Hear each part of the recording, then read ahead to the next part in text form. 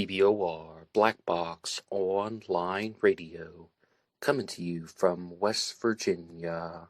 BlackBoxNid88 on Instagram for the bonus podcast. And welcome to BBOR, the home of true crime talk radio and your premier destination for unsolved mysteries, criminal psychology, and exploring the dark side of cyberspace. My name is Ned DeHaan, and I am your host, as well as the creator of AstroPsych 400 here on YouTube, and regular contributor to the Zodiac Killer channel. And a great way to support these shows is just by listening to some more content. But you can also go over to Amazon.com and have a look at the book Killer on a White Horse, written by me, Ned DeHaan. It is a novel, murder mystery, inspired by the Zodiac Manson connection, but it is indeed fictional. However, who doesn't love a good mystery? And there is always the TeeSpring page. Feel free to check out some of the merchandise. And remember, being weird is not a crime. Let the show begin. Alright, hello everybody. Today is Wednesday, and on Wednesdays this year, I've been doing a regular series on the Texarkana Moonlight murders from 1946, and the story of the Phantom Killer. This is a case that is unsolved to this day, and I hope that there will be some answers that will be brought forth in the near future, because we have seen a lot of true crime discoveries over the last 12 months, and we just saw the identification of the boy in the box, who was known as America's Unknown Child for the longest time. He has since been identified as Joseph Augustus Sorelli, and that case was back in 1957 when that murder took place. And I'm hoping that one day there will be some type of breakthrough in the Phantom Killer case, and it doesn't even have to be DNA. There could be other ways that people could solve this, maybe uncovering certain items in somebody's possession, or even if some way, somehow, someone finds a confession that could be legitimate and there are certain pieces of info that all line up. I'm hoping that this will happen, as well as some of the other unsolved serial killer mysteries that I talk about on this channel.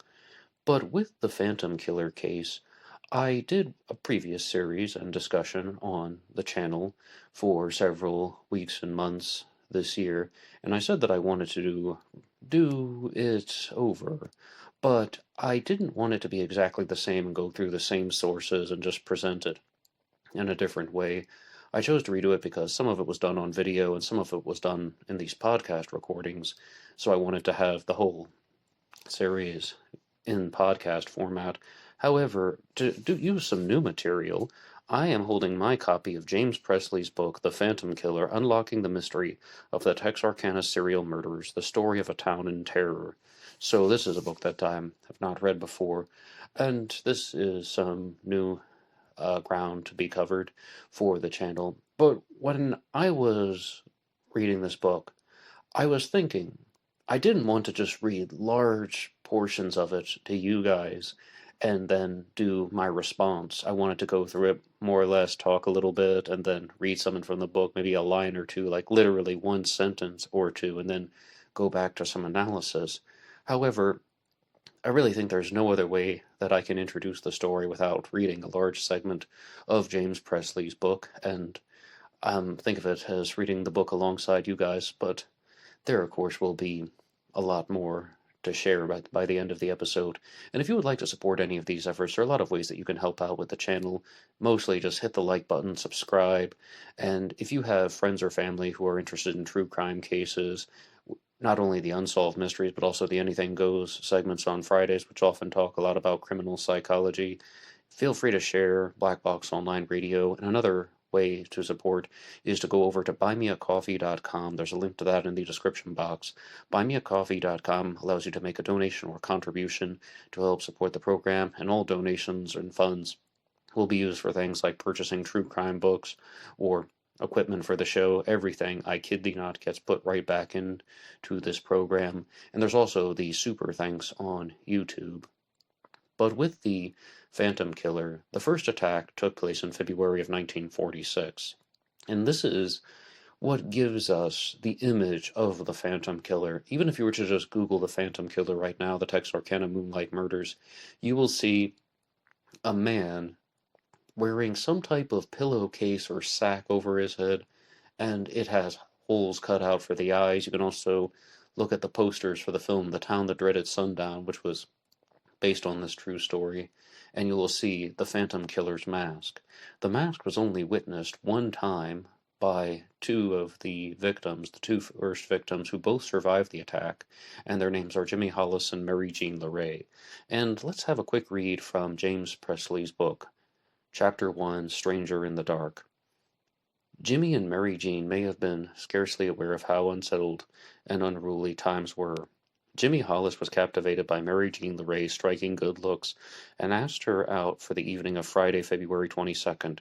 He arranged a double date for them with his younger brother Bob and a girl whom he'd introduced Bob to, Virginia Lorraine Fairchild. Bob was on the shy side and he benefited from Jimmy's gift of gab.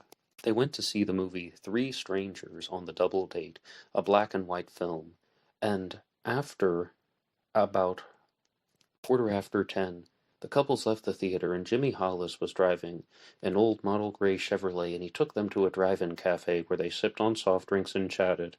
Then he drove Bob and his date home. It was a long drive from there to the little town of Hooks in Texas where Mary Jean lived. Texarkana was small. You could drive across the town in a matter of minutes. They drove down a road and they were in pitch blackness and they chatted. Hollis was always on the talkative side, and he was an easy conversationalist, and he told a few jokes. Fancying himself as a bit of a crooner, he drew on his experience with a dance band in Fort Worth and began singing to Mary Jean. It was a romantic interlude for both. For some reason Hollis could not explain to himself or anyone else, he impulsively pulled the car over, got out of the car, and studied the sky searching for stars. As he stood in the unpaved lane, suddenly a powerful flashlight's beam switched on, seemingly out of nowhere about 20 feet away, and focused in his eyes, blinding him. From around the halo of the light he saw what appeared to be a pistol barrel aimed his way. Judging from the voice and the level of the flashlight, Hollis assessed that the man was as tall as he was and fairly young. Who was he? What did he want? "Take off your fucking pants," the gruff voice ordered. Hollis, partially in shock, partially in denial, couldn't fathom what was going on. He knew the man was holding a gun. He could tell by the orders that the man was, to put it mildly, intending to have his way. His mind groped for a reasonable explanation. This must be some kind of strange game, he told himself. A prankster mistakenly zeroed in on him. Hollis startled, knew he had never heard the voice before. "Fella, you got me mixed up with someone else. You've got the wrong man." "I don't want to kill you, fella," the man spat back. "So you better do what I say and take off your goddamn pants now." The second command shook Hollis out of any residual denial or confusion. There was no joke behind the man's snarled words. Hollis ran a question over in his mind. What would Dick Tracy do now? And I do have to throw in one interjection. That truly shocks me that he would actually just even include that. I mean, Jimmy Hollis, that is. I mean, this is also something that we need to remember. People don't always respond the way we are going to expect them to respond to in these high-pressure situations. And there's nothing even purely evil about thinking that. I was just really surprised to read this in the book, that's what he was thinking. What would Dick Tracy do? Back to the story. From inside the car, he heard Mary Jean pleading. "Jimmy, please take them off," she said, thinking that might keep him from being harmed. Hollis had no choice. He loosened his belt and lowered his trousers and eased out of them, one leg almost snagging as he tried to keep from falling.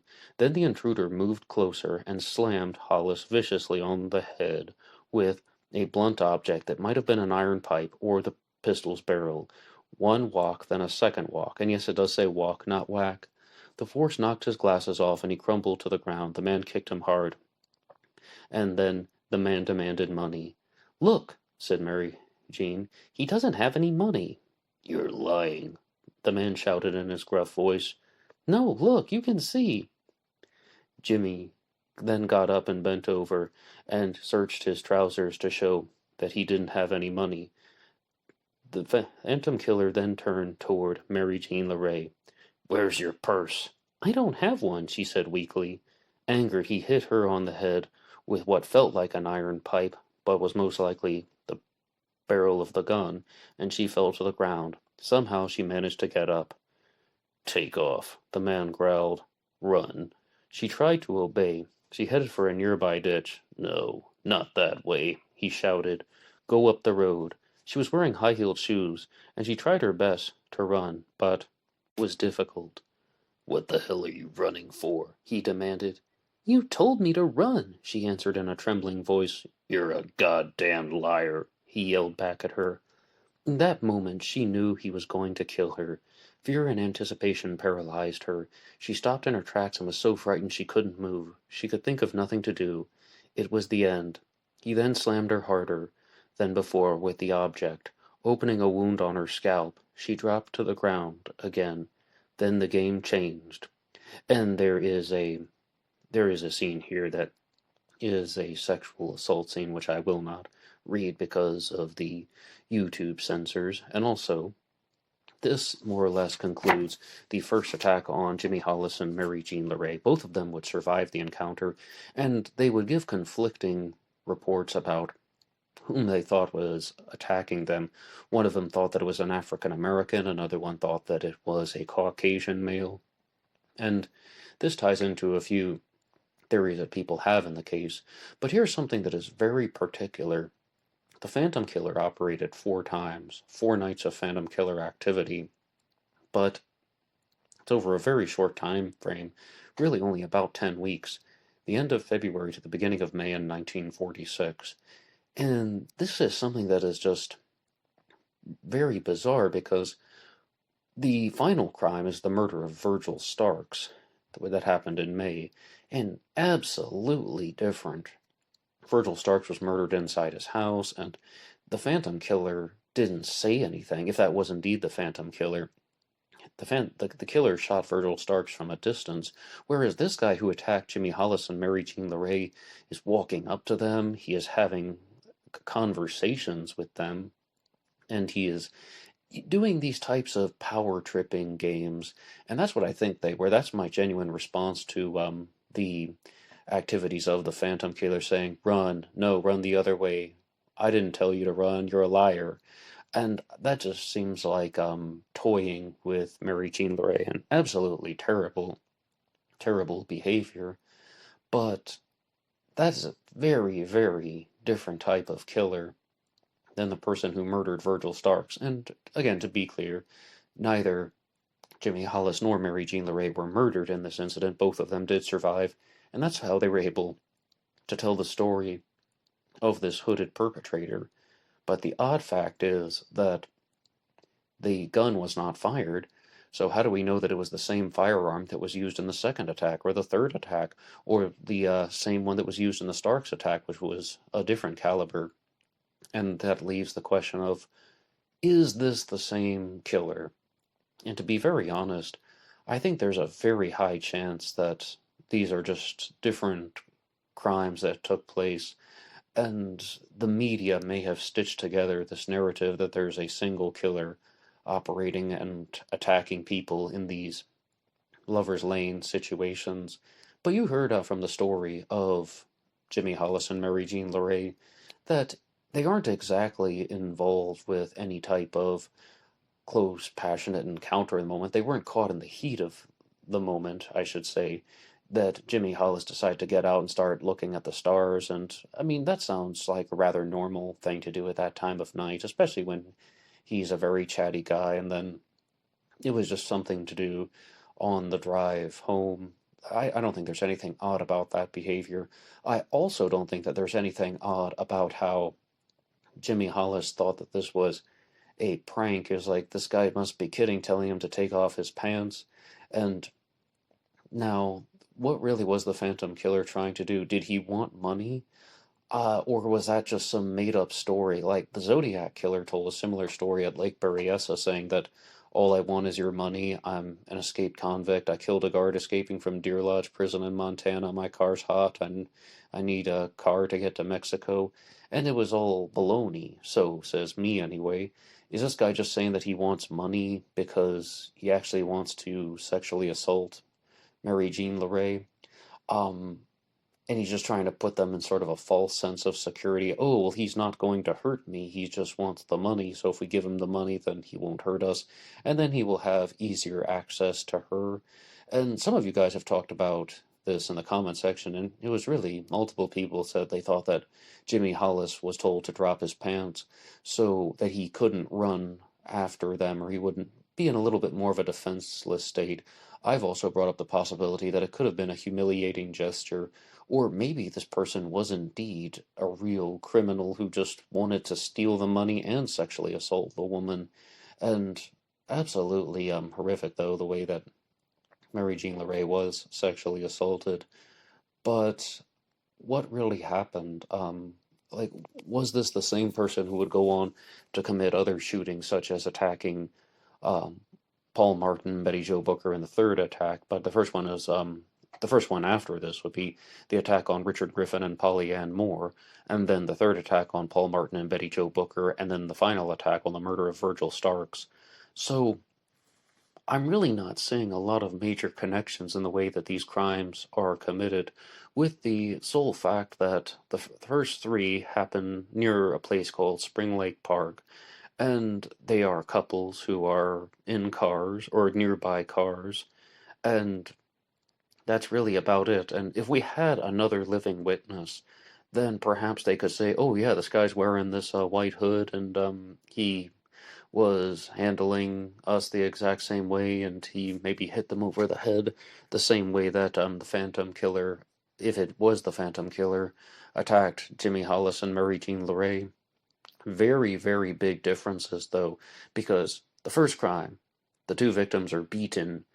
The second and third crimes, they're both shot with a .32 automatic pistol, and in the final crime, Virgil Starks was killed with a .22 caliber gun, which some people actually believe might have been a .22 caliber rifle, because but that's what I said in part one, though. That could just mean that the guy had a little bit of familiarity with guns, and he knew that the .22 rifle would have been a better choice for long distance shooting as opposed to the .32 caliber automatic pistol.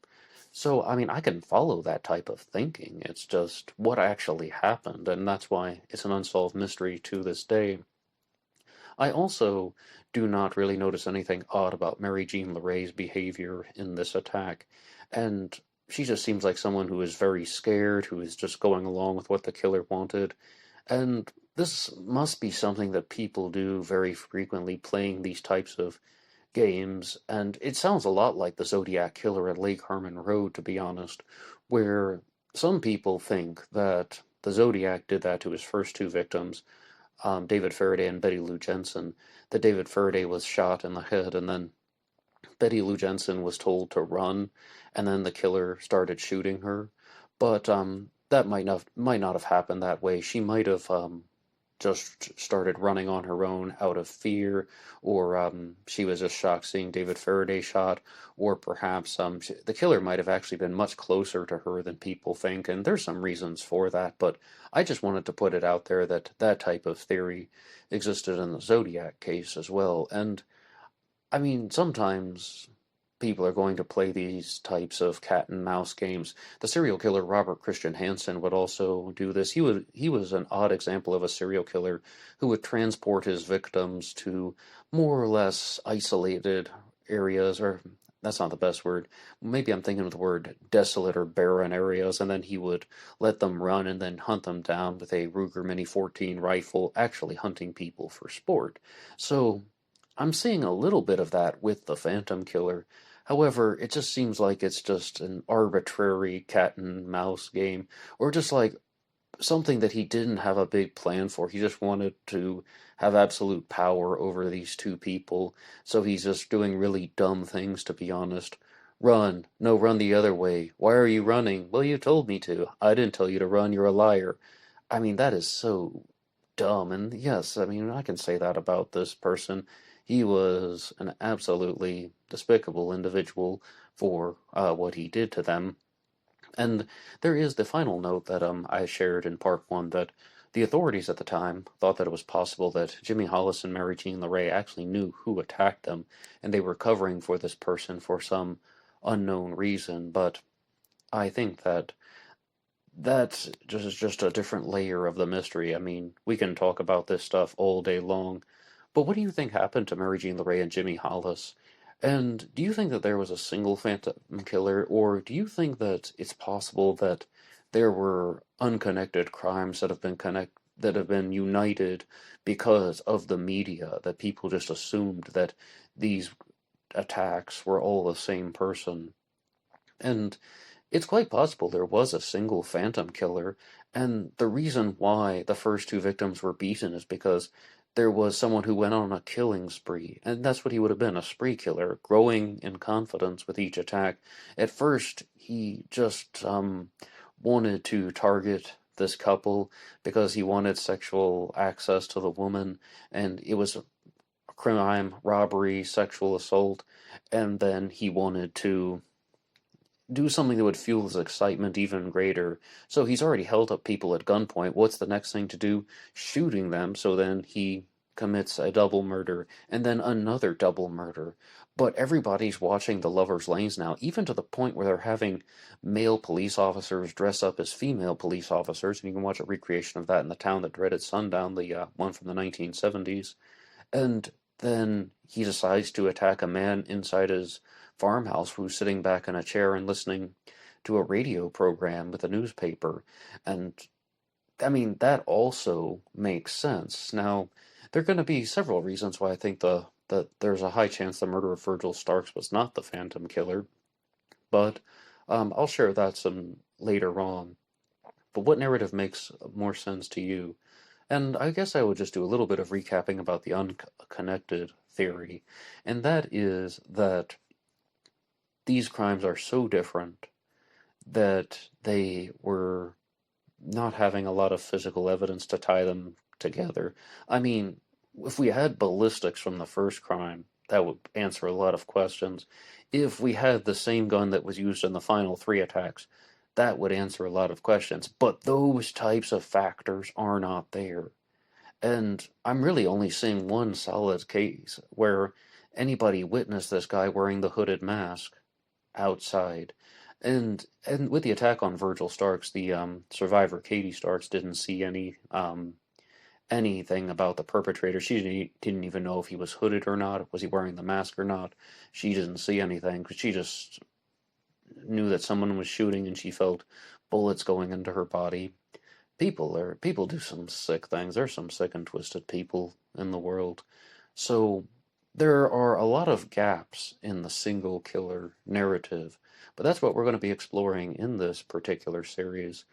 And I could easily see how this would be somebody who knew both Jimmy Hollis and Mary Jean Larae, someone who had familiarity with their plans. That's why he could have gone to the location like where they were like trailing them. He knew that maybe they went to the movies and they were in the diner, or yeah, they went to a place to eat, and that maybe they had departed from leaving the other two people with them. Their double date turned into a single date, and then they knew that they were in an isolated area. The strike against the killer knowing them, or the idea that the killer did not know the victims, was that he didn't know that they were going to pull the car over in that remote area with nobody around. I mean, that sounds like it was an opportunistic predator who was maybe just on the lookout for people in some far out area. And I mean, like, seriously, how would he have known that the car was going to pull over and that Jimmy Hollis was going to get out and look at the stars?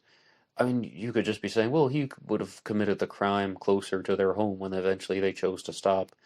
I, I mean, anything is possible, but I just don't quite see it there. So if I had to make a determination, what my instinct is telling me, no, the killer didn't actually know them, and that this is just some twisted, opportunistic predator. The concept of a crime was planned, but the victims were not pre-chosen, and maybe it's genuine that this person actually wanted the money.